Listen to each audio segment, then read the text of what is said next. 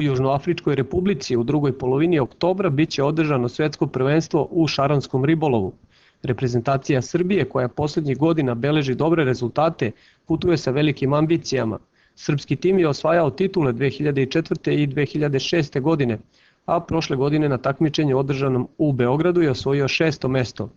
U 11-članoj ekspediciji koja putuje u Afriku biće i Dejan Simić ispred opštinske organizacije sportskih ribolovaca Kolubara, kao član stručnog štaba.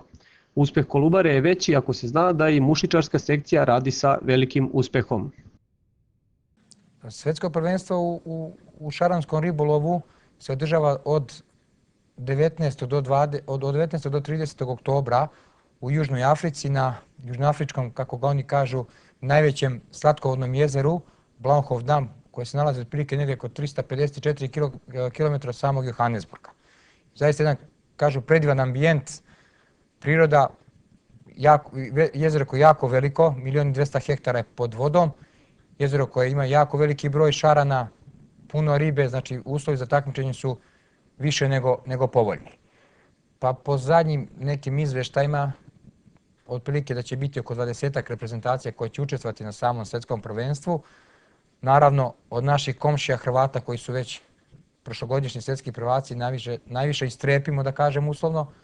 To je reprezentacija Rumunije, naravno uvek neugodni Englezi, Francuzi, Italijani. Na lokalnom nivou u narednom periodu očekuje se organizacija tribina na kojima će biti popularizovana ova disciplina, sve zastupljenija širom sveta. Inače, šaranske sekcije su među prvima uvele metodu uhvati i pusti, što je kasnije postao jedan od važnih segmenata rada ekoloških pokreta.